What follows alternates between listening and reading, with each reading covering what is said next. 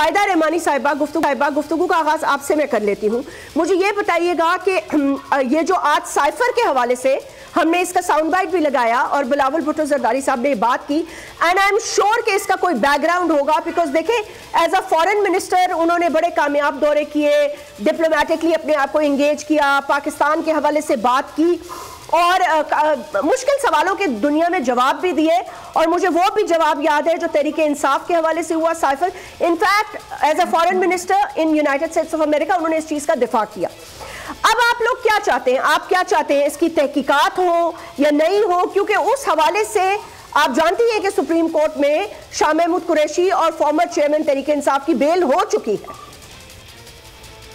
जी बहुत शुक्रिया। देखिए मैं समझती हूँ कि पाकिस्तान पीपल्स पार्टी के चेयरमैन मोहतरम जनाब बिलावल भुट्टो जरदारी साहब ने as a foreign minister, as a chairman party, तमाम पॉलिटिकल पार्टीज को के लिए लेवल प्लेइंग फील्ड की भी बात की और दुनिया में जाकर कहीं पर भी पाकिस्तान के लिए कोई हजीमत का सामना नहीं करना पड़ा कि उन्होंने पाकिस्तान से ताल्लुक रखने वाले किसी फॉरेन मिनिस्टर या प्राइम मिनिस्टर या कोई भी ऑफिस होल्डर के खिलाफ उन्होंने कोई बात की। और जब आपको याद होगा कि जब उनसे पूछा गया तो उन्होंने कहा ये पाकिस्तान का इंटरनल मैटर है और हम इसे देख रहे हैं।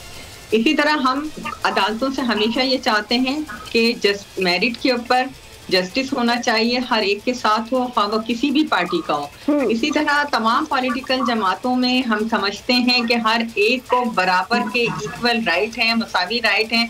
लिहाजा जो किसी को खास पार्टी को प्रायोरिटीज नहीं देनी चाहिए कि किसी की जमानतों पर जमानतें हों, कोई लाडला बन जाए। यही शिकायत हमारे 2018 में थी और यही 2013 के इलेक्शन में थी जब पाकिस्तान पीपल्स पार्टी को इलेक्शन कंटेस्ट नहीं करने दिया गया था। और उसी तरह आपको याद है कि उस वक्त यही सारी चीजें थी।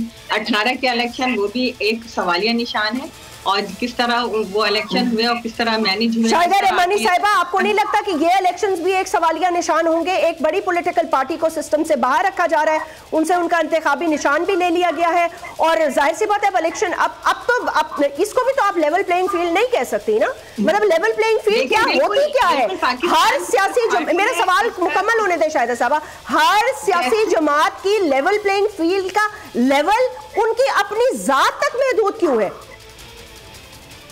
देखिए जात तक महदूद नहीं है। अगर चेयरमैन बिलावल भुट्टो जरदारी साहब ने पीटीआई के लिए भी बात की कि, और ये आपको याद है जैसे पहली दफा नहीं हुआ पाकिस्तान पीपल्स पार्टी पे पाबंदी लगाई गई तो पीपल्स पार्टी पार्लियामेंटेरियन का वजूद अमल में आया। पाकिस्तान पीपल्स पार्टी से तलवार का निशान जो हमारे निशान होता था उसे छीना गया तो फिर तीर आई। इस तरह के माजी में होते रहे। इंतहाई मैं समझती हूँ कि ये जो वाकयात हैं, इस तरह की चीजें पैदा करना पॉलिटिकल सियासी सिस्टम को जो है खत्म करने के लिए या अपनी मर्जी की पार्टीज को लाने के लिए कभी नहीं हम पीपल्स पार्टी ने इसकी हिमायत की।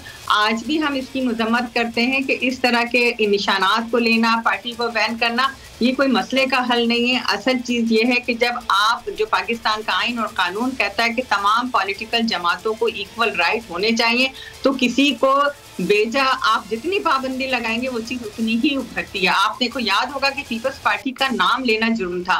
पीपल्स पार्टी के नाम लेने वालों को फांसी पे चढ़ा दिया जाता था या कोड़े लगाए जाते थे और इबरत का निशान बनाया जाता था कि कोई नाम ना ले। बहुत ही हमने बदतरीन हालात का सामना करके यहाँ तक पहुंचे और आज अगर किसी और पीटीआई के साथ हो रहा है तो इसकी भी हम शदीद मजम्मत करते हैं। जी बिल्कुल ठीक, ये बहुत अच्छी बात है क्योंकि आपको पता है कि वो कहते हैं ना life goes in a full circle, so what goes around comes around. एक बड़ी पुरानी कहावत है। आज आपके से पहले आपके साथ हुआ, फिर कल किसी और के साथ हुआ, परसों किसी और के साथ होगा और फिर ये विशेष साइकिल चलती रहेगी। महमूद मौलवी साहब, और मैं ये नहीं कहूंगी कि इसमें पॉलिटिकल पार्टीज का अपना कसूर नहीं होता, उनका बहुत हद तक अपना भी कसूर होता है क्योंकि वो फिर एक लंबी बहस हो जाएगी। लेकिन चले मतलब है वो क्या कसूर होता है उस पर भी थोड़ी सी बात करेंगे।